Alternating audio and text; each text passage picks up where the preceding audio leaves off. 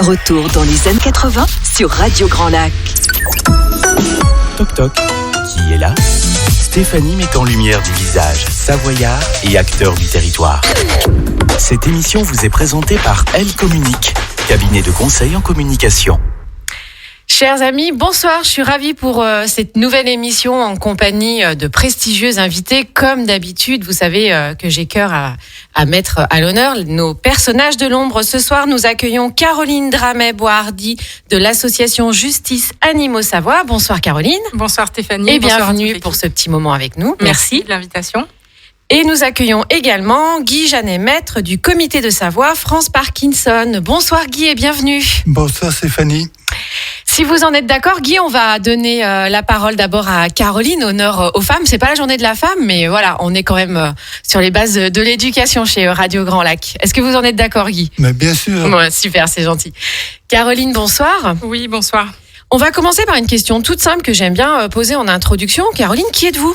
Alors, moi, qui je suis ? Donc, je suis savoyarde depuis quelques années maintenant. J'ai 41 ans et je suis infirmière de profession depuis plus de 20 ans. D'accord. Est-ce que du coup, vous pouvez nous décrire l'association, son rôle, ses missions et vous, comment vous y êtes arrivée en fait ? Oui, alors en fait, j'y suis arrivée dans les années 2015-2016 ayant pris conscience de la cause animale. Comme beaucoup de monde, on tombe des fois un peu par hasard sur des images ou des lectures qui font que nos œillères tombent et d'un coup on se dit, moi qui dit tant aimer les animaux, j'ai des comportements qui sont pas toujours peut-être éthiques vis-à-vis d'eux et je veux changer ça et je veux m'engager. Donc j'ai cherché une association locale. Et je suis tombée sur l'association Justice Animaux de Savoie qui avait été créée en 2014. J'ai commencé comme tout bénévole à prêter main forte lors de manifestations ou de happenings en tenant des pancartes, lors des actions de sensibilisation. Donc j'ai commencé en 2016 et puis au bout de quelques mois, j'ai souhaité m'engager de manière plus efficace et du coup, j'ai proposé d'intégrer le bureau. Donc j'ai commencé en tant que secrétaire et puis ensuite un an après je suis passée trésorière et un an après je suis passée présidente. Voilà, donc je suis officiellement présidente depuis septembre 2020. Voilà. Très bien. Donc c'est pardon, oui, vous me posiez la question de savoir qu'est-ce que faisait la JAS. Voilà. Donc en fait, créée en 2014 par donc des bénévoles passionnés de la cause animale qui souhaitaient faire parler justement de la cause animale en Savoie. Sur un volet non pas sauvetage puisque notre association ne fait pas de sauvetage mais vraiment sur le volet sensibilisation et sensibiliser nos concitoyens aussi bien savoyards que français puisqu'après nous prenons position pour des actions nationales pouvoir parler de la cause animale et de tous les animaux quels qu'ils soient. Donc c'est-à-dire que notre association ne fait pas de distinguo entre les droits des chiens et des chats qui sont plus proches de nous et avec lesquels l'humain a établi des liens depuis des siècles mais vraiment se battre pour le droit de tous les animaux. Donc ça peut être des cochons, des veaux, des agneaux, un lézard, un serpent, puisque nous partons du principe que ces animaux peuplent la terre à nos côtés, qu'ils sont des êtres uniques, mais qui sont aussi des êtres sensibles et sentients. Ça veut dire quoi tout ça ? Ça veut dire que les animaux, depuis notamment la dernière déclaration de Cambridge de 2012, établit que les animaux ont une conscience. Alors pour beaucoup d'entre nous qui avons des animaux, nous savons très bien que nos chiens et nos chats, c'est pas juste un chien, pas un objet de décoration. On le dit tout le temps aux périodes de Noël, etc. C'est une machine qui est juste bonne à avaler et voilà, c'est aussi, on le voit bien qu'ils ont alors peut-être pas mettre le mot sentiment puisqu'après on va nous dire que on fait de l'anthropomorphisme, mais qu'ils ressentent des émotions, qu'ils apprécient le bien-être, le confort, qu'ils apprécient les liens sociaux et la seule chose aussi auquel ils souhaitent le plus, c'est leur propre vie en fait et c'est la seule chose qu'ils possèdent. Donc nous c'est vraiment sensibiliser les Savoyards à la défense des droits des animaux et au respect de toute vie et aussi éviter autant que faire se peut toute souffrance qui peut être évitable. Voilà. D'accord. Combien d'adhérents dans l'association aujourd'hui, Caroline ? Alors, exercice 2019-2020, nous étions à peu près à 80-85 et dernier comptage en cours, on est à peu près à 150. On a presque doublé. Ah oui, effectivement. Oui, voilà. Le fait d'avoir doublé comme ça, si j'ose dire, le nombre d'adhérents, ça vient du fait que vous avez renforcé vos actions, vous avez été plus sur un travail de visibilité, parce que, alors moi qui fais beaucoup de courses à pied, qui cours notamment beaucoup sur les hauts de Chambéry, il y a les petits panneaux. Tout à fait. C'est bien vous, hein, les petits panneaux C'est Ajas nous. que je vois avec le petit chevreuil ou je sais plus quoi, le petit C'est lapin, etc. Justement pour sensibiliser en disant attention, ici vous êtes proche justement d'une zone nature, faites attention, passez pas 90 à l'heure dans un chemin à 30 quoi. Tout à C'est fait. ça. Donc, en fait, si je vais juste faire un petit aparté à propos de ces panneaux, puisque souvent on a sur les réseaux sociaux des personnes qui râlent en disant oui, mais attention, il y a les enfants qui traversent aussi. Voilà, on oppose toujours cause animale Oui, et bon, défense. ce n'est pas de l'humain. comparable, Ce c'est n'est pas pas incompatible comparable. surtout. Et également, c'est oui, défendre la biodiversité qui est tellement mise à mal par nos comportements à l'heure actuelle, que ce soit la pollution, que ce soit le grignotage des espaces naturels, la circulation bien évidemment, puisque quand vous vous rendez au centre de sauvegarde de la faune sauvage, le Tétra Libre, qui a ouvert l'année dernière, il y a énormément d'animaux recueillis, notamment des rapaces, qui sont victimes de collisions. Donc c'est bien lié à la circulation. Donc sur ces choses-là, on peut faire quelque chose en étant plus attentif. Et puis également, en levant le pied, je dirais, ça évite aussi de se mettre soi-même dans le décor avec Bien un sûr. freinage d'urgence. Donc Oui. voilà, c'est aussi Oui, protéger parce l'humain. qu'un sanglier dans la calandre, Oui. généralement la voiture elle repart pas. Oui. Je voulais juste revenir à ma question de départ parce que j'ai un petit peu tendance après à vous emmener sur d'autres choses et puis du coup on en oublie la question initiale. Le fait que vous ayez doublé en fait d'adhérents vient de quelle raison en fait? Alors, je pense que les raisons sont multiples. D'une part, une prise de conscience, mais de manière générale au niveau national, de la cause animale et du bien-être animal. Il y a un travail formidable qui est fait par de multiples associations telles que One Voice ou L214 qui rendent la cause animale beaucoup plus visible sur les réseaux sociaux et sur les écrans et qui du coup sont relayés dans les médias, etc. Et du coup, nos concitoyens prennent conscience de la cause animale et de l'importance de protéger les animaux. Donc, il y a ça d'une part. Il y a peut-être aussi notre discours qui est un petit peu différent des autres associations de protection animale locales, puisque nous, on n'est pas sur les chiens, les chats ou les animaux sauvages, on est sur tous les animaux. Et ensuite, il y a, je pense aussi, le fait que nous faisons de plus en plus d'actions, que nous sommes de fait de plus en plus visibles et relayés par les médias. Et aussi également, nous remercions les partenariats et les mairies, notamment la mairie d'Aix-les-Bains et la mairie de Chambéry, qui nous permettent de faire des actions de plus grande ampleur et donc de fait d'être plus visibles envers nos concitoyens. Ok, donc on sait de toute façon, quelle que soit la typologie de l'association, que c'est toujours important d'avoir des partenaires et des soutiens à la fois financiers, mais aussi souvent logistiques et fait. humains. Concrètement, donc, est-ce que vous pouvez m'expliquer une action type que peut mener l'association, c'est-à-dire comment ça se passe, comment vous vous réunissez, vous avez un programme sur l'année avec différentes missions que vous mettez en place, comment ça fonctionne tout ça en fait? Alors, il y a quelques actions qui peuvent être décidées en amont, en AG, par exemple, quelques mois à l'avance, notamment pour des grosses actions. Ça peut être notamment comme la prochaine grosse action qui, j'espère, se tiendra le samedi 12 juin au Parc du Vernet à Chambéry. Nous attendons toujours la décision préfectorale de savoir si cet événement pourra se tenir ou pas. Et là, c'est un événement qui a débuté son organisation depuis septembre l'année dernière. Nous allons avoir 31 exposants, des conférences débats le long de la journée, des animations, des jeux, un stand pour les enfants. Donc c'est quelque chose qui s'organise vraiment à l'avance. Puisqu'il y a pas mal de logistique derrière.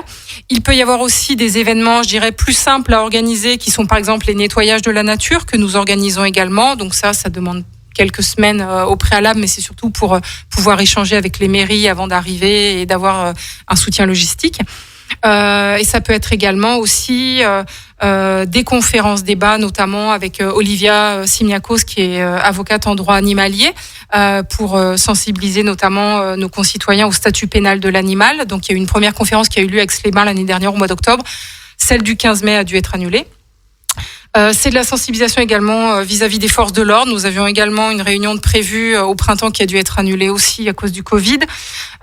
C'est très multiple en fait. Ça peut être co-signer une action en justice, porter plainte pour cas de maltraitance animale. Nous avons déjà porté plainte à plusieurs reprises pour des cas de maltraitance animale en Savoie. Voilà, c'est très varié nos actions.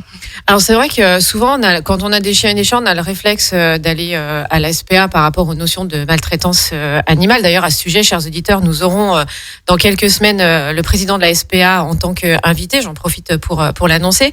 Vous allez prenez tout cas d'animaux, comme vous l'avez expliqué tout à l'heure en introduction. Quel type de plainte justement vous recevez? C'est de la maltraitance par rapport à, je sais pas, des chevaux, Alors les deux derniers cas pour lesquels nous avons porté plainte et pour lesquels les actions de justice sont toujours en cours, donc je vais pas pouvoir trop vous en parler pour le moment puisqu'il y a des enquêtes en cours. C'est des cas de maltraitance sur un troupeau de moutons notamment, avec aussi un éleveur qui préfère accuser le loup plutôt que ses propres négligences, et qui fait aussi passer le loup comme coupable alors que ce n'est pas le loup le coupable. Donc voilà, je ne m'étendrai pas plus. Donc en Savoie. Et puis nous avons aussi un deuxième cas d'un monsieur qui a trouvé légitime de tuer plus de 50 chats dans un petit village de Savoie. Parce que les chats avaient l'outrecuidance de passer dans son terrain et que du coup il estimait normal de pouvoir les dézinguer. Voilà, c'est ce genre de...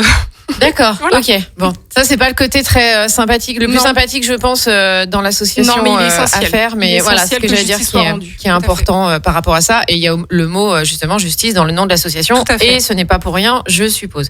Je voudrais qu'on revienne quand même sur l'événement qui va avoir lieu au parc du Vernet, parce qu'on est toujours très positif chez Radio Grand Lac. Oui. Donc on va croiser les doigts et les doigts de pied pendant qu'on y est pour espérer que cette manifestation se mette en place. Et je pense que même si c'est pas là tout de suite au mois de juin, ça va se décaler et ça se fera très certainement. Est-ce que vous pouvez rentrer un petit peu plus dans le détail? Quel est l'objectif en fait de cette manifestation? Alors l'objectif, il est encore une fois multiple. La première chose, donc, c'est notre association qui organise cet événement. On avait déjà créé une première édition en 2019. La première édition rassemblait uniquement les associations de protection animale locales. Notre objectif, c'est toujours essayer de fédérer un maximum les associations locales, de montrer que nous sommes visibles, que pour un événement, on peut tout à fait être main dans la main pour une seule et même cause, et montrer que voilà, les associations, c'est pas juste des égos qui se tirent dans les pattes, mais c'est aussi des gens qui savent travailler en collaboration. Donc la première chose, c'est ça. Ensuite, c'est rendre visibles les associations de protection animale locales, puisqu'il y a énormément de gens qui connaissent peut-être pas. Alors la SPA, c'est vrai que c'est une association qui est connue, le Refuge Amis des Bêtes également, mais la LPO Savoie, le Tétra Libre, les Chats Libres de Chambéry sont également présents. C'est ce que j'allais dire, la difficulté qu'on a quand même sur Chambéry, Aix-les-Bains, c'est qu'il y a quand même pas mal d'associations justement pour la notion entre guillemets animale. Et on s'y perd un petit peu. Moi, je vois parfois sur les réseaux sociaux quand les gens disent je souhaite adopter un chaton, où est-ce que je peux aller? Il y a plein de noms d'associations qui fleurissent. Je me dis pour faire un choix, c'est pas forcément évident. Donc alors effectivement, après, il faut aller à l'une, à l'autre, voir le feeling, les sensations qu'on a, et puis peut-être qu'il y a un chien ou un chat qui sera un coup de cœur à tel refuge qu'on n'aura pas à un autre. Il y a aussi des associations qu'on connaît pas forcément qui s'appellent Acropat 73. Donc ça, c'est des associations qui recueillent des animaux avec des handicaps. Il y a également l'association Fidji et les furets montagnards. Donc c'est une association qui est uniquement dédiée aux furets, pareil, avec des soucis de santé ou non. Enfin, voilà, il y a des petites associations comme ça que l'on connaît pas forcément et que l'on est content de mettre en valeur. Vous aurez également de la restauration, puisqu'en général, dès que ça parle nourriture, ça intéresse des gens. Venir. Voilà, donc il va y avoir de quoi se régaler sur place, je vous le promets. Donc il y a notre association qui tient un petit stand de nourriture, mais voilà, c'est juste pour histoire d'arrondir un petit peu les frais engagés. Vous aurez un food truck qui s'appelle le Brocoli Gourmand, où vous allez pouvoir goûter des burgers de fou et puis également des assiettes végétales. Je rappelle que toute la nourriture servie sera uniquement végétale, étant donné qu'on veut être en cohérence quand même avec notre action. Oui, c'est ce que j'allais dire. Je pense pas que vous fassiez du steak haché ce jour-là, ou du steak vegan, c'est possible. Et puis également sur les stands, pour revenir aussi là-dessus, sur les stands, vous ne trouverez pas de laine, de cuir ou d'objets à base de produits animaux, quoi, bien évidemment. Vous aurez également le restaurant chambérien Chez Gaïa, qui vous servira qui a ouvert il y a à peine un an, qui a soufflé. L'autre jour, elles mettaient sur les réseaux sociaux, elles ont soufflé une demi-bougie parce que comme elles ont ouvert pendant le confinement, elles ont refermé, etc. Du coup, c'est pas une année complète, c'est une demi-année en fait. C'est ça. Donc, vous pourrez également vous régaler de leurs burgers, de leurs petits biscuits, de leurs petits sablés. Et puis, vous aurez également une pâtissière qui s'appelle Silène Della Libera, qui vous fera des pâtisseries hors pair. Oui, et qui est une des rares pâtissières sur Chambéry à faire du vegan, du sans gluten et sans lactose. Voilà. Je le dis parce que moi, je suis sensible sensible à tout ça. Alors, pour info, j'ai commandé un gâteau pour mon anniversaire il y a quelques semaines. On s'est régalé. C'est juste une tuerie, ce qui paraît. Oui, effectivement. Voilà. Donc, de la restauration. Vous aurez également, pour cette deuxième édition, des partenaires privés. Des professionnels qui et moi personnellement en tant que présidente de l'AGES, ça ne me pose pas de soucis. Je préfère déjà en parler que des professionnels vivent de leur passion. On ne se fait pas sur ce coup-là de l'argent sur le dos des animaux. Les professionnels que nous avons sélectionnés pour cette deuxième édition, ce sont des gens passionnés et qui vivent de leur métier. Et il y en a. Et il y a aucun problème. Est-ce que vous pouvez donner un ou deux exemples, sans citer forcément de nom, parce que sinon après on va vous dire oui, vous avez parlé plus de moi que de moi et voilà. Mais juste l'activité en fait. Oui, alors avocate en droit animalier. Qui ne fait exclusivement que ça et qui est la seule de France. Et qui est basée chez nous. Pardon ? Et qui est basée chez nous, qui travaille chez nous en fait, sur le sol savoyard. Oui, qui habite en Savoie. Ensuite, nous allons avoir des ostéopathes, naturopathes. Qu'est-ce qu'on a d'autre ? Excusez-moi là. Non, mais c'était c'était juste pour avoir ostéopathie, naturopathie, exemples. Phytothérapie, voilà. D'accord, très bien. Comportementalisme canin, félin. Également une société qui fait du premier secours canin et félin et qui va vous donner notamment des notions de comment agir quand un animal a eu un coup de chaud, un arrêt cardiaque, un étouffement. Qu'est-ce qu'on fait, les premiers gestes à adopter. D'accord. Je voulais qu'on revienne sur la notion de sensibilisation parce qu'on sait que généralement, pour une cause quelle qu'elle soit, plus on sensibilise tôt, forcément, plus on arrive à avoir justement ensuite des adultes responsables, on va dire ça comme ça.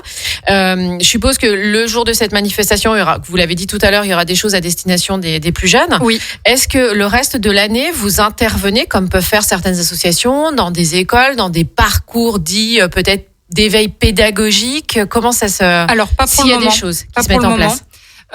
C'est une très belle idée.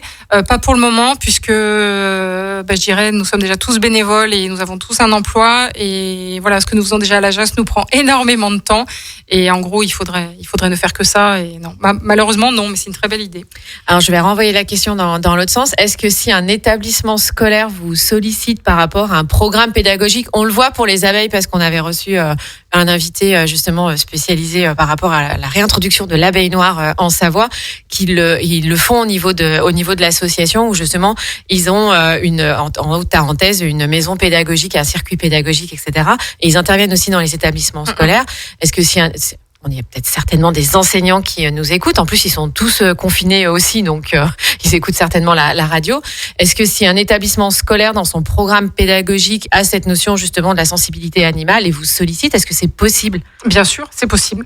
Voilà, pour ça je renverse la question. Après, bien évidemment, il faut l'accord du directeur d'établissement. Oui, dans les règles, on va dire dans les règles de l'art. Voilà. Et puis aussi être en accord avec, je dirais aussi notre philosophie, parce qu'on a quand même des positions assez tranchées sur certains domaines. C'est pour certaines raisons aussi, notamment que L214 ne peut, par exemple, pas intervenir dans toutes les écoles, puisque voilà, il y a un frein. Mais par contre, excusez-moi de cet aparté, mais le lobby de la viande, lui, peut intervenir sans aucun souci. Ok. Voilà. Quels sont les projets de l'association ? Oula, les projets. Alors, donc, cette fête des animaux. Ensuite, une petite pause cet été. Besoin de repos. Mais ça ne nous empêche pas après aussi de faire des choses à distance, c'est-à-dire co-signer des demandes d'arrêté pour arrêter des élevages intensifs, notamment en Isère, l'autorisation a eu lieu encore récemment. Nous avons une action qui a été reportée, qui est justement avec Humanimal, cette société qui propose des premiers secours canins félins, qui a été reportée au mois d'octobre, puisque nous n'avons pas pu le faire au mois de mars. Et puis, nous avons une conférence débat prévue avec Pierre Rigaud au mois de novembre, qui se tiendra à la base, l'espace culturel Malraux, à propos du loup. D'accord. Comment est-ce qu'on peut retrouver toutes vos coordonnées et toutes ces informations, Caroline ? Alors, je vous encourage vivement à aller voir notre site internet qui s'intitule aja-savoie.fr. Et puis, vous pouvez également nous retrouver sur les réseaux sociaux, sur Instagram. Pour nous retrouver sur Facebook, c'est AJAS ou alors @justice.animaux. Très bien. Comment vous imaginez l'association dans 5 ans ? Oula, très bonne question. Alors, comme ça, j'ai un peu du mal à vous le dire. Il faut voir également aussi l'engagement des bénévoles, savoir de quoi ils vont avoir envie. J'espère que d'ici 5 ans, nous aurons eu des très bonnes nouvelles au niveau de la cause animale. J'espère que la JAS sera toujours en tout cas en fonctionnement et avec des personnes motivées pour la faire vivre. Alors, vous disiez tout à l'heure, à juste titre, que vous étiez, vous remerciez d'ailleurs la ville d'Aix-les-Bains et de Chambéry d'être à vos côtés pour vous aider. Est-ce que, au niveau des subventions, parce qu'on sait qu'une association vit de ses subventions et de la cotisation de ses adhérents, est-ce qu'au niveau des subventions, vous avez d'autres typologies de subventions? Je ne sais pas, par exemple, des fonds européens, par exemple, parce que c'est souvent le cas sur ce type d'association. Ouais, donc l'association ne reçoit aucune subvention, 0. Donc nous vivons uniquement des cotisations de nos adhérents, des dons que les gens veulent bien nous faire. À savoir que nous sommes reconnus depuis septembre de l'année dernière, association reconnue d'intérêt public. Donc désormais, nous pouvons émettre des reçus fiscaux sur les dons. Donc c'est toujours ça de prix pour les gens qui payent des impôts. En fait, c'est un choix de ne pas demander de subvention pour plusieurs choses. Notre indépendance. Nous souhaitons être indépendants et nous souhaitons avoir aussi, même si nous sommes partenaires avec des villes, ça n'empêche pas que si un jour il y a une municipalité qui prend des décisions qui ne nous conviennent pas en rapport avec la cause animale, nous souhaitons avoir notre liberté de parole et ne pas être, je dirais, coincé par un certain, d'être redevable de quoi que ce soit et du coup de ne pas oser dire le fond de notre pensée. Donc nous préférons avoir moins dans nos comptes, faire avec ce que nous avons. Mais bien évidemment, tous les fonds que nous avons servent uniquement à la cause animale, à la sensibilisation, et garder surtout notre liberté de parole et notre indépendance. Donc, si les auditeurs sont intéressés, comment, en fait, qu'est-ce que vous recherchez? Est-ce qu'il y a des typologies de bénévoles? J'ai discuté cette semaine avec une personne qui s'occupe au niveau d'une association pour entretenir les chemins, etc. Et qui me disait, par exemple, que, eux, c'était très difficile parce que, comme vous le dites, les subventions sont toujours, c'est le budget d'une mairie, d'une municipalité, donc il faut compter ses sous, comme on dit, donc ils donnent pour pouvoir donner de façon équitable à l'ensemble des associations. Donc elle me disait, par exemple, si tu connais quelqu'un qui a une entreprise paysagère et qui a des anciens sécateurs, qui s'en sert plus, ce genre de choses-là, c'est bien de pouvoir nous les donner parce qu'en attendant, c'est nous bénévoles qui devons acheter. Donc vous, comment on pourrait vous aider? Alors vous allez me dire, parce que souvent quand je pose cette question, on me dit, en devenant adhérent. Donc ça c'est une solution. Mais voilà, il y a des adhérents qui bien évidemment peuvent rejoindre l'association. Mais est-ce qu'il y a d'autres choses ou d'autres façons où on pourrait vous aider, vous accompagner pour vous soutenir? Alors juste, je vais revenir sur les adhérents. Effectivement, c'est juste essentiel. Alors je dirais que c'est pas essentiel pour nous à l'heure actuelle sur le plan économique. C'est surtout essentiel sur le poids que l'on peut représenter ensuite face à nos élus et de dire voilà. On compte, le discours que nous tenons compte pour vos concitoyens. Nous, ce que nous aurions besoin à l'association, ce sont des personnes motivées pour s'engager, mais vraiment. Quand je dis vraiment, c'est pas nous aider à tenir un stand une fois par an. On a besoin vraiment de personnes impliquées, vous voulez dire. Impliquées. Puisque le bénévolat, je le rappelle, donc ça reste du bénévolat, donc chacun donne le temps qu'il a envie d'y octroyer, mais pour faire tourner une association telle que la nôtre, qui s'est énormément développée, qui met en place des partenariats, qui est de plus en plus contactée, donc ça demande énormément de temps et d'énergie, et donc nous avons besoin vraiment de personnes qui s'engagent sur le long terme et de manière motivé, je dirais. On va pas demander juste à une personne de tenir une pancarte de temps en temps. On a vraiment besoin de bras et de personnes, qui ont envie de servir la cause animale de façon désintéressée. Donc, on peut revenir simplement sur la notion d'engagement parce que si on essaye de quantifier ça, parce que souvent c'est ce qui freine. Les gens disent oui, je vais pas aller dans une association parce que je m'en sors déjà pas entre le boulot, les enfants, la maison et tout ça. Donc comment je vais faire? Après effectivement le niveau d'implication il est propre à chacun. Mais si on veut rentabiliser ça en termes d'efficacité, c'est quoi? Vous vous réunissez combien de temps? Ça demande quoi en fait? Si on doit, j'aime pas trop parler statistiques et chiffres quand on est, j'allais dire dans l'humain, mais néanmoins, c'est ce qui peut aussi évoquer. Alors une année qui n'est pas une année Covid. Ça c'était avant. Donc je dirais que il y a une AG bien évidemment une fois par an. Ensuite pour les personnes qui font partie du conseil d'administration, déjà à savoir que étant donné le discours que nous prenons et les valeurs que nous portons, pour intégrer le conseil d'administration, il faut déjà au moins 1 an de bénévolat au sein de notre association, puisque nous avons besoin de connaître les personnes, Bien sûr. connaître réellement leurs Donc, valeurs. président, vice-président, secrétaire, trésorier ou secrétaire, trésorier cumulé chez vous? C'est une même personne? Non. C'est séparé? Actuellement, nous avons une présidente, une trésorière. D'accord. Voilà. Mais idéalement, une secrétaire serait la bienvenue, etc. Mais pareil, pour faire partie du bureau, il faut déjà être connu du CA. Bien Ça sûr. prend quand même un petit peu du temps. Donc, je dirais, il faut faire ses preuves. Donc, nous aurions besoin, de personnes qui sont OK pour suivre une discussion sur Facebook qui est quand même assez régulière, dans laquelle il y a quand même énormément d'infos. Nous faisons, quand on est au conseil d'administration, une réunion tous les 3 mois. Et ensuite, on demande aux gens un minimum de réactivité sur des points de vue, etc., pour prendre au maximum des décisions de façon collégiale. Et ensuite, à savoir que nous essayons d'organiser au maximum, mais je dis bien au maximum, une action tous les 1 à 2 mois. Quand je dis action, c'est action Donc, physique. action terrain, c'est Action ça, terrain, quand vous dites voilà. action. Hein. Voilà, tout à fait. Donc ça peut être un nettoyage de la nature, ça peut être un happening où l'on tient des pancartes, ça peut être un stand de dégustation végétale, ça peut être une conférence débat, etc. D'accord, ok. Si vous deviez résumer, alors je sais que c'est toujours un exercice qui est difficile, mais si vous deviez résumer l'association en 3 mots impactants, qu'est-ce que vous diriez? Difficile, effectivement. Passion, antispécisme, puisque c'est un mot qui nous définit malgré tout. J'engage d'ailleurs tous les auditeurs à aller voir ce que c'est. Et puis amour des animaux. Ça fait 3 mots, mais... Très bien. Merci beaucoup, Caroline. C'était très intéressant de vous Merci recevoir aujourd'hui. Qu'est-ce qu'on vous souhaite pour la suite de l'association?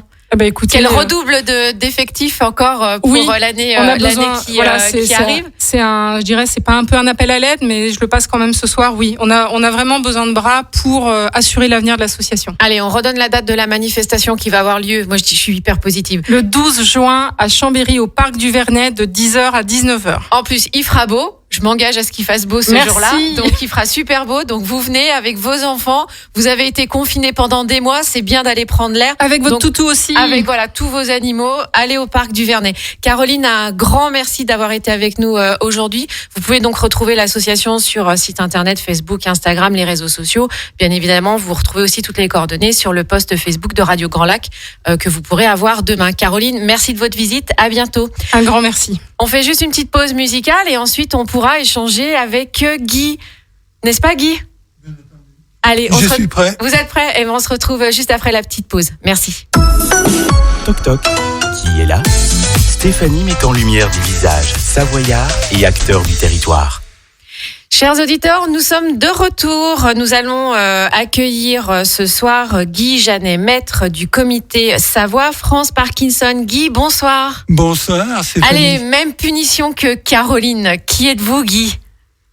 Et Guy, il est retraité, il a 68 ans. Et donc, je suis le délégué départemental de France Parkinson. Excusez-moi, des fois, j'ai un peu de mal à parler, donc si vous comprenez pas, il va falloir qu'on va prendre du temps pour... Il n'y a pas de souci, Guy. On va à votre rythme. Vous avez une petite demi-heure. Ne paniquez pas, tout va bien se passer, comme si on était dans le salon à la maison. Exactement. Est-ce que vous pouvez nous parler de l'association Guy et puis ensuite, dans un second temps, du rôle du comité de Savoie? Alors, l'association d'abord, France Parkinson est une association nationale qui compte environ 10 000 adhérents. C'est la plus grosse association de malades parkinsoniens en France. Et sur Paris, donc au siège, nous avons une dizaine de salariés. Et après, on est présent dans 70 départements au niveau de la France. Et là, ces départements sont animés par des délégués départementaux. Vous avez, l'association au niveau national a été créée quand? Donc, l'association a été créée en 1984 par le professeur Agide. Elle est reconnue d'utilité publique. Et Et donc, avec, on va dire, 5 grandes missions au niveau de l'association. Ces missions, c'est soutenir et assister les malades et leurs proches, informer sur la maladie, sensibiliser l'opinion publique, mobiliser les pouvoirs publics et financer et encourager la recherche. Alors on va développer un peu tous ces points. Donc quand on dit soutenir et assister des malades, donc il y a des plans qui sont lancés au niveau national, mais donc, je vais surtout parler de ce qu'on fait en local. En local, oui, bien sûr. Donc par rapport à soutenir et assister les malades, moi je tiens une permanence tous les mardis matins à la Maison des Associations à Aix. C'est communiquer sur ce qui est FR national. D'autre part, c'est quand je disais lancer des programmes nationaux, l'exemple, c'est lancer un programme pour les aidants. Donc ce programme, il se déroule à Montmélian. Il n'est encadré par une psychologue qui gère des groupes de parole. Et ça, ces groupes de parole sont financés par le siège au niveau national. D'accord, parce que c'est vrai que quand on est face à la maladie, on est souvent, comme on dit, un petit peu focus sur le malade et la personne qui est atteinte. Et c'est important aussi d'accompagner et de soutenir l'entourage qui elle-même subit aussi cette maladie. Donc, je pense qu'effectivement, c'est très efficace de mettre en place des groupes de parole pour pouvoir échanger, partager et se sentir peut-être un petit peu moins seul face à tout ça. Exactement. Quand on dit informer, c'est surtout, aujourd'hui, pour le grand public, Parkinson, c'est personnes âgées et tremblements. Oui, effectivement, c'est le raccourci qu'on peut faire. C'est le raccourci souvent dans le grand public. Et en fait, je suis l'exemple. Moi, j'ai été diagnostiqué à l'âge de 42 ans. Donc, ça fait 25 ans maintenant. Et j'avais pas énormément de tremblements. Il faut savoir qu'il y a 30% des malades qui tremblent pas. Donc, on peut être parkinsonien et ne pas trembler. Mais on peut trembler, ne pas être parkinsonien aussi. Alors, sans rentrer dans une explication, j'allais dire, de haut niveau médical, est-ce que vous pouvez simplement décrire c'est quoi la maladie de Parkinson en 2-3 mots, très simple? Donc, la maladie de Parkinson, c'est une maladie du cerveau, c'est une carence en dopamine, et la dopamine, c'est une substance, en fait, qui gère les mouvements. C'est les mouvements, tous les mouvements automatiques qui seront plus réalisés. Donc, ça veut dire quoi? C'est que l'absence de ces mouvements automatiques ne se faisant plus, il faut penser les mouvements. Donc, ça veut dire quoi? C'est une grande fatigue, c'est consommateur d'énergie, et donc, cet aspect-là est essentiel, important pour comprendre les malades. Après, donc, on va dire tremblement, rigidité musculaire. Donc ça peut être au niveau des jambes, ça peut être au niveau du visage. Souvent, les Parkinsoniens ont un visage figé. Et en fait, intérieurement, ils peuvent vivre des choses. Mais il n'y a plus d'expression, vous voulez dire, au niveau du visage, en fait. C'est ça, c'est que l'expression du visage ne se fait plus. D'accord. Et est-ce que vous savez, pardon de vous couper Guy, mais je pose la question pendant que j'y pense, est-ce que vous savez si c'est une maladie qui touche plus les hommes ou les femmes ou il y a... Donc aujourd'hui un peu plus les hommes, on ne sait pas pourquoi, mais environ on va dire que 52-53% les hommes et 47 les femmes. Donc d'accord, donc oui, j'allais dire, l'écart est pas énorme. Hein. Il y a d'autres maladies, par exemple comme Alzheimer, où les écarts sont beaucoup plus importants en fait. Non. D'accord. En fait, Parkinson, c'est la deuxième maladie neurodégénérative. Donc la première en nombre, la première c'est Alzheimer, entre 800 et 900 000 personnes. Parkinson, c'est quand même 200 000. Et sclérose en plaques, entre 80 et 100 000. D'accord. Donc vous parliez d'informer, qui était le deuxième point, le deuxième rôle en fait. Hein. Justement, c'est informer sur la maladie, c'est ça? Sur la maladie, sur les traitements. sur toutes les actions qui sont lancées. Et donc, cette information, je dirais, pour vous donner une idée, donc sur les 200 000 malades qu'on a en France, au niveau Parkinson, sur la Savoie, il y a 1100 malades. Ah oui, quand même. Donc, ça représente un nombre significatif.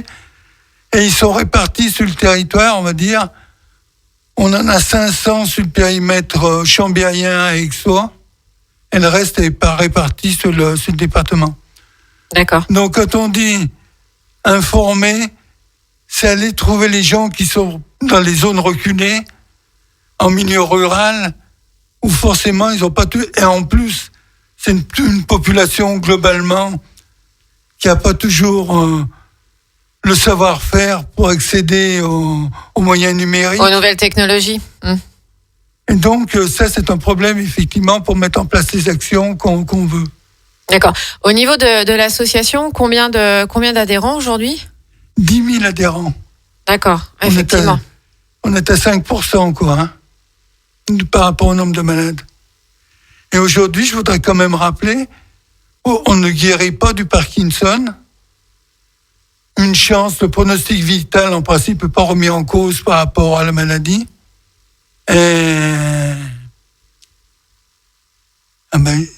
Donc l'objectif, en fait, c'est du fait qu'on puisse pas en guérir, c'est d'apprendre à mieux vivre avec, d'apprendre à vivre différemment, de stabiliser, si j'ose dire, la maladie.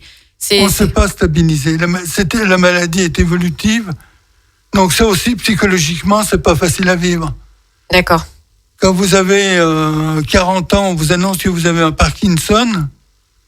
Alors là, après, se pose le problème au niveau du travail, et c'est pas facile à vivre. Donc, on recommande une aide d'un psychologue, c'est toujours bien vu. Souvent, les Parkinsoniens, au moment du diagnostic, ils tombent dans le déni. C'est-à-dire, non, c'est pas un Parkinson. Et la réalité va les rattraper, quoi. Hein.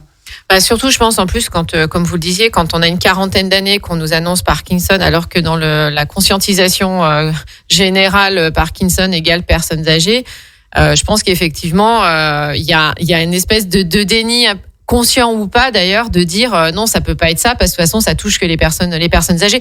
D'où le point clé et fort d'informer effectivement sur la maladie et d'expliquer que c'est pas une maladie qui touche que effectivement les personnes âgées. Exactement. Et surtout d'un point de vue professionnel, est-ce que je dois le dire à mon employeur que j'ai la maladie de Parkinson ? Comment on l'annonce ? Et ça, chaque cas est particulier.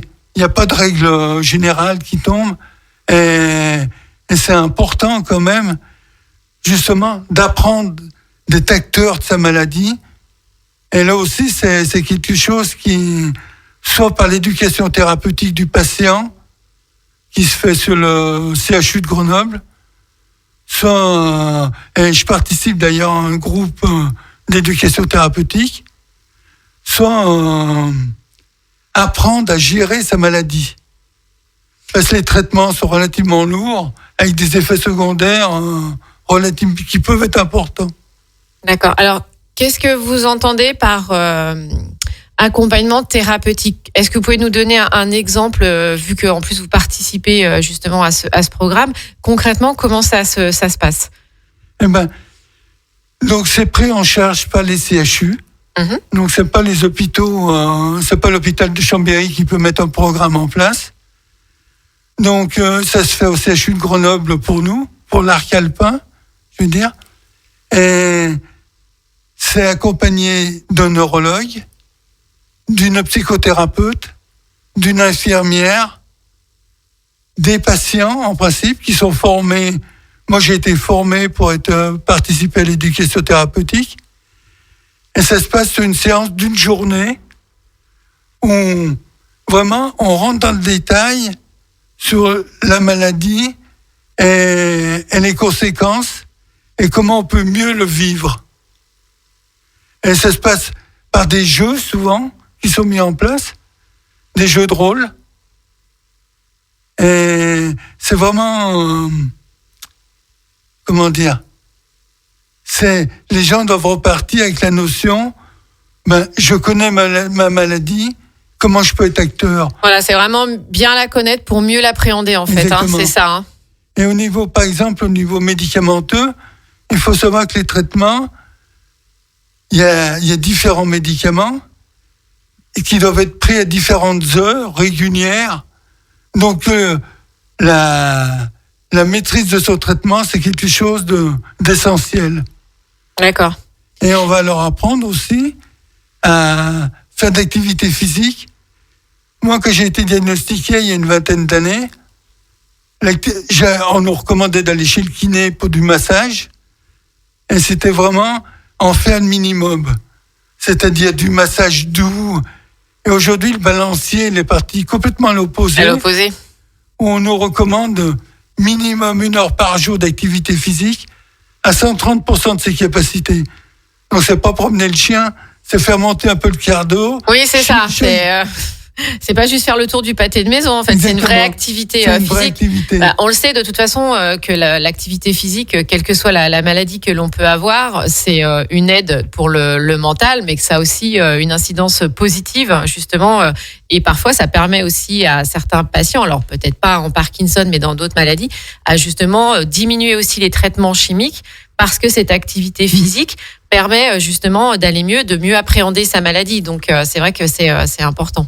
C'est pour ça que sur le département, j'ai mis en place effectivement, on a en plus des permanences du mardi, on a le lundi de la méditation et de l'activité physique, sur Cognien le mardi, sur Barbara le jeudi. On a mis aussi de l'activité sur Albertville, sur M, sur Saint-Jean-de-Maurienne et dans l'avant-pays savoyard. Voilà, tout le territoire savoyard est couvert. Il n'y a pas de bagarre entre les territoires. Souvent, quand on dit toujours ça se passe tout le temps à Chambéry, et ben là, pas du tout. En fait, il y a une bonne répartition. Sur une dizaine d'années, je suis arrivé à mettre effectivement de l'activité sur tous les secteurs. Et sur Aix-les-Bains, parce que c'est le fief, j'habite sur Aix-les-Bains, donc on a mis aussi en place de l'art-thérapie qui se passe le mercredi. Et donc, c'est un mercredi sur 2. Et dans ce mercredi on ajoute une journée complète par trimestre. D'accord. Donc tout un programme donc de prise en charge si j'ose dire qui est proposé pour pouvoir pratiquer cette activité physique. Je vais y arriver ce soir. Activité physique. On a vu 2 points. 3e point que vous vouliez évoquer, Guy, justement. Sensibiliser l'opinion, interpeller les médias.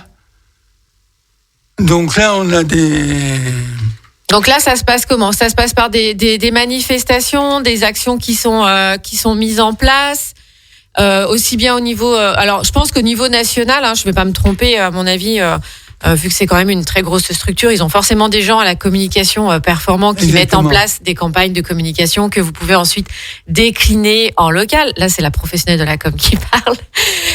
Mais vous, concrètement, au niveau du comité de savoir, parce que c'est quand même ce qui nous intéresse, je pense qu'il y a forcément des choses que vous mettez en place justement en termes d'action de sensibilisation. Alors, c'est la participation au forum des associations, systématiquement, et qui soient locaux, à Aix-les-Bains, donc une fois tous les 2 ans, mais sur Chambéry, Albertville, vraiment sur tout le département. Ouais, vraiment dans les grandes villes principales de notre territoire. Effectivement. Et là, est mise en place aussi de la communication au moment de la journée mondiale du Parkinson. Donc cette année, ça s'est passé en visio, mais d'habitude... C'est à quel moment, Guy ? Le 11 avril. D'accord, donc on est bon pour l'année prochaine. Là, c'est un peu raté cette année, mais en physique. Cette année, moi, comme tout à l'heure, on disait au niveau du bénévolat, aujourd'hui, je suis tout seul pour m'occuper du comité. Donc, c'est pas facile à organiser à mettre en route des grosses structures. Donc, je m'associe avec le comité de l'Isère au niveau de la journée mondiale, qui, eux, sont beaucoup plus nombreux et sont structurés. Donc, j'organise un quart et on va à Grenoble ou à Lyon pour participer à la journée mondiale. Alors, je sais bien qu'on est toujours plus fort à plusieurs que tout seul dans son coin. Donc, et puis même à plusieurs cerveaux, hein, on avance plus vite, comme on dit. Donc, très bien. Donc, vous parlez de la sensibilisation, donc qui passe par le biais de manifestations ou effectivement des campagnes de communication qui sont relayées au niveau du national et au niveau du local.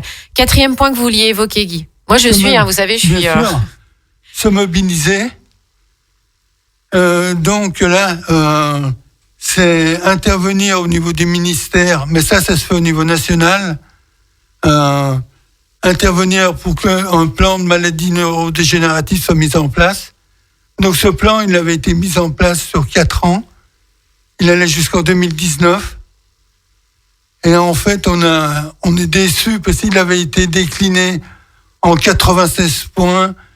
On avait associé Parkinson, Alzheimer, enfin... Ouais, vraiment pour les maladies vraiment liées et nous, ça ne nous convenait pas. Il y avait des points qui avaient été identifiés. Mais en fait, c'est quelque chose qui n'a pas abouti, on va dire. D'accord. Au niveau national, au niveau gouvernemental, ça n'a pas été quelque chose. Et en plus, apparemment, ça ne va pas être relancé. Donc, il y a un lobbying qui est fait pour qu'il y ait des choses qui soient relancées au niveau national. D'accord, pour que ce soit conscientisé en fait, j'allais dire par nos donneurs d'ordre un petit peu plus haut que simplement le territoire, pour que les choses elles se remettent en mouvement et en place. Très bien. Il y a une réflexion qui est là au niveau 2022, bien entendu, une stratégie pour mobiliser les pouvoirs publics. D'accord.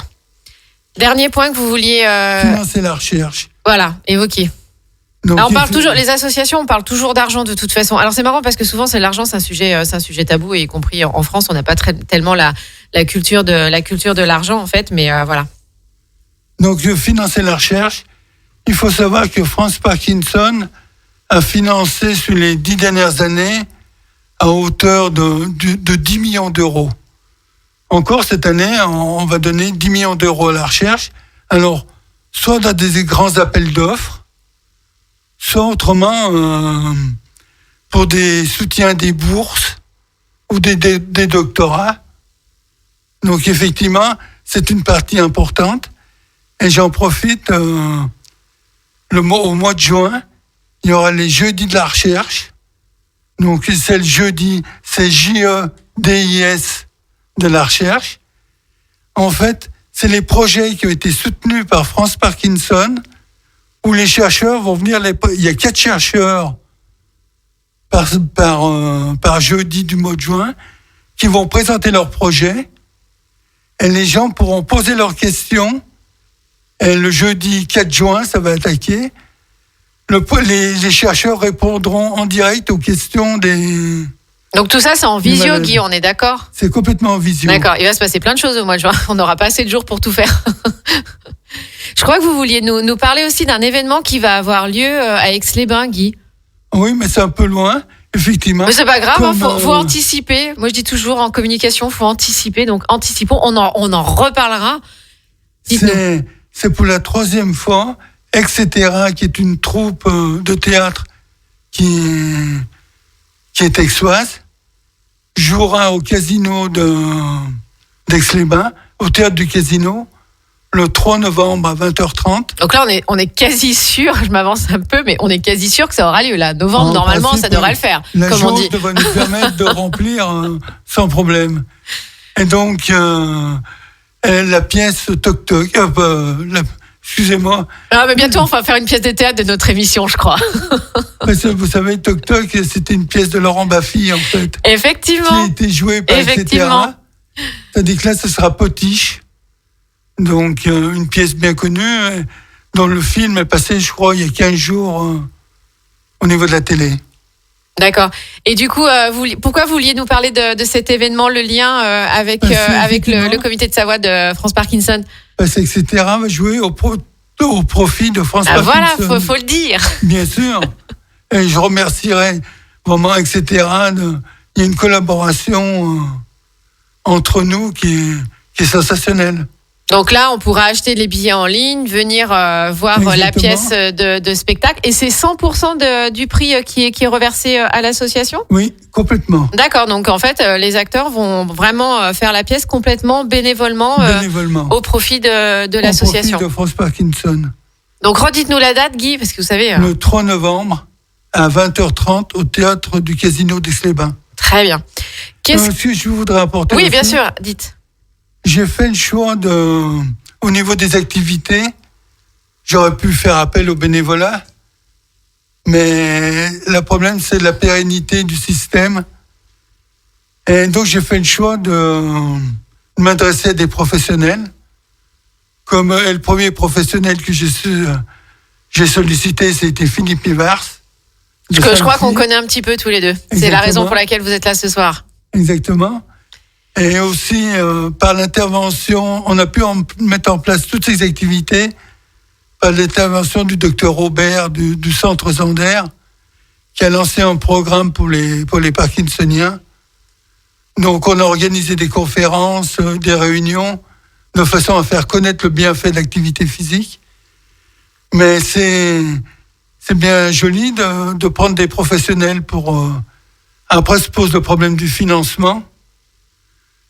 Et en fait, j'ai répondu à des appels à projets au niveau du conseil départemental. Et aujourd'hui, je suis complètement financé pour les 3 années à venir par le conseil départemental. Alors justement, c'est ce que j'allais dire, parce que sur des actions comme ça, bon, alors juste pour faire quand même un petit clin d'œil publicitaire à Philippe, qui a une société qui s'appelle Samfi, qui fait du coaching sportif pour les particuliers, mais aussi pour des sessions, j'allais dire, de groupe. Et notamment, il fait aussi beaucoup de choses pour les enfants. Et c'est une personne qu'on a en commun avec Guy.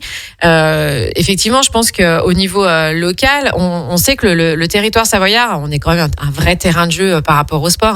Moi, les gens, quand ils me disent qu'ils savent pas quoi faire chez nous le week-end, je leur dis, je crois que vous avez pas bien ouvert vos yeux ce matin. Et on a toujours été relativement très dynamique sur la partie sportive. Le conseil départemental, même la région soutient par rapport à ces initiatives-là. Donc vous, aujourd'hui, c'est un vrai soutien de leur part financier qui vous permettent justement de faire appel à ces professionnels-là. Exactement. Pour mettre des choses en place pour les malades. Oui, donc c'est pas l'intermédiaire du conseil départemental, mais c'est ce qu'on appelle la conférence des financeurs. Donc il suffit entre guillemets de répondre à un appel à projet. Donc moi c'est la 3e fois que je réponds. La première en 2017, j'avais répondu pour 1 année. En 2018, 2019, 2020, donc c'était sur les 3 ans. Et là, j'ai répondu à nouveau pour les 3 années à venir. Et dans la tête, on est quand même plus à l'aise quand on n'a pas à se poser la question. Ah bah oui, quand on a une vision un petit peu plus longue, c'est quand même mieux, bien sûr. De finaliser. Bien sûr. D'aller chercher des financements, taper à toutes les portes. Et d'autre part, je voudrais souligner aussi que tous les maires ont joué le jeu pour mise à disposition des salles. Des lieux pour accueillir. Et gracieusement. Donc, c'est quelque chose qui est quand même intéressant, quoi. Moi, je dis toujours que le soutien, il passe pas forcément par ce que j'appelle du cash flow, c'est-à-dire faire un chèque. Ça peut être du soutien logistique, ça peut être du soutien humain. Les associations recherchent énormément ça aussi. Ça peut être du soutien en termes de matériel quand on en a besoin. On l'avait vu la dernière fois avec Nadine pour les enfants en Inde, où effectivement, eux, le matériel, les ordinateurs, etc., ce genre de choses pour emmener, c'est pas forcément simplement faire un chèque. Des fois, c'est vrai qu'on a le réflexe de dire, on va faire un don, on va faire un chèque, parce qu'effectivement, comme disait Caroline tout à l'heure, les associations, généralement, on peut avoir un reçu fiscal, et c'est vrai que la majorité des gens, quand même, on paye quand même des impôts, donc c'est toujours intéressant de le faire, mais ça peut être aussi une autre façon de le faire. Ça peut être humainement en rentrant dans l'association et en s'impliquant au niveau auquel on peut s'impliquer, et qui, ça, j'allais dire, est libre de chacun, mais ça peut être aussi sur de la logistique et le genre d'action que vous expliquez de la part des élus. La maison des associations, la mise à disposition d'une salle pour faire les permanences, ça aussi c'est un soutien. Tout à fait, bien sûr. Donc là, je remercierai toujours la municipalité d'Aix-les-Bains de vraiment nous accompagner dans nos démarches. Très bien, Guy. Qu'est-ce qu'on vous souhaite à l'association et surtout au comité de Savoie pour les années à venir ? Je dirais qu'on ait moins de malades. Que la recherche progresse. Pour faire reculer la maladie, c'est ça? Ça veut dire quoi? C'est vrai au niveau national, mais c'est vrai au niveau local aussi. C'est que cette maladie, elle régresse un peu. Et puis, que les personnes trouvaient des bénévoles, quand même. J'ai jamais de problème quand il faut installer une réunion, de mettre des tables, des chaises, c'est pas un problème. Mais par contre, des gens qui s'impliquent plus sur le long terme, c'est ce que disait Caroline tout à l'heure. Moi, j'ai l'impression à chaque fois que j'invite une association, c'est le leitmotiv de toutes les associations, c'est la notion d'implication. Oui, tout à fait, c'est vraiment ça demande une implication sur du long terme, effectivement. C'est pas juste. Moi, ça fait 10 ans que je m'occupe du comité. La maladie est là, elle évolue. Bien sûr. Mais et donc, je vois pas la suite. Il y a personne qui se présente, quoi. Voilà, alors, appel à bonne volonté ce soir, aussi bien pour Caroline que Guy. Si vous avez été sensible à l'une ou l'autre des causes, n'hésitez pas à prendre contact, hein, c'est important. Ils se feront un plaisir de répondre à vos questions. Guy, 3 mots-clés pour l'association. Si vous deviez en donner 3, et s'il y avait juste 3 mots à retenir pour ce soir, qu'est-ce que vous diriez? Ah, j'ai toujours les invités qui sont un petit moment de panique quand je pose cette question, parce que quand même, pour que les auditeurs le sachent, c'est important de le dire, c'est une émission qui est en direct, comme vous le savez, et les invités n'ont pas du tout connaissance des questions que je vais leur poser. Donc parfois, il y a un petit moment, on se dit qu'est-ce que je vais dire. 3 mots clés, c'est continuer à avoir du plaisir quand même dans les activités, mais même dans leur famille, ou l'accompagnement. 3e mot, c'est le 2e mot, plaisir, accompagnement et vitalité. Vitalité. Moi, j'aurais dit accompagnement, soutien. C'est peut-être ça que vous voulez dire dans la notion d'accompagnement. Soutien aussi, c'est important. C'est vraiment ça. C'est du soutien, effectivement. Et vitalité. Oui. Donc, on va rester sur une note, cette note-là positive, en fait. La notion de vitalité. C'est pas parce qu'on est malade qu'on doit plus rien faire, et au contraire, il faut appréhender la maladie pour mieux la vivre au quotidien. Oui, exactement. C'est ça. Voilà, j'ai résumé en 2-3 mots. Merci Guy d'avoir été avec nous ce soir. Ce fut un plaisir de vous accueillir. Merci à vous pour votre accueil. Je vous en prie. Moi, j'étais ravie d'être avec vous. J'espère que vous avez passé un bon moment. Caroline, merci également. Dernier petit mot pour la fin. Oui, alors je suis désolée, tout à l'heure, j'ai omis de citer des partenaires essentiels pour la fête des animaux. Alors allez-y, parce que sinon vous allez vous faire gronder demain. Que voilà, quand on est passionné, on s'emballe, puis on oublie des trucs. Donc je tiens absolument au nom de notre association à remercier tous nos partenaires pour la fête des animaux, qui sont bien évidemment la mairie de Chambéry pour leur appui logistique, puisqu'ils vont nous prêter beaucoup de matériel pour la fête. Également la société savoyarde d'événementiel Cover Event, la société de location Beignet Location, et puis un imprimeur qui s'appelle Héliotechnique Imprimerie Tradec. Donc un grand merci à eux de leur partenariat et de leur soutien. Super. Merci à tous les deux d'avoir été à mes côtés ce soir. J'espère que vous avez apprécié, que vous avez passé un bon moment en notre compagnie. Moi, j'ai été ravie de vous accueillir et de vous découvrir parce qu'on se connaissait pas. Je voulais simplement, pour terminer, vous rappeler que vous pourrez retrouver le podcast de l'émission sur la chaîne YouTube de Radio Grand Lac sous une quinzaine de jours. Donc n'hésitez pas à vous abonner à la chaîne, parce que le gros avantage quand vous vous abonnez à la chaîne YouTube, c'est que vous recevez ce qu'on appelle une petite notification, une alerte qui vous dit « Coucou, il y a un podcast en ligne ». Donc voilà. Chers auditeurs, j'espère que vous avez passé un bon moment en notre compagnie. Moi, j'ai été ravie. Vous allez retrouver l'émission Sportez-vous bien dans une petite demi-heure. Et nous, on se retrouve dans une quinzaine de jours avec 2 nouveaux invités. Très belle soirée à tous. Cette émission vous est présentée par Elle Communique, cabinet de conseil en communication. Radio Grand Lac, la radio d'Aix-les-Bains, du lac du Bourget et du territoire Grand Lac.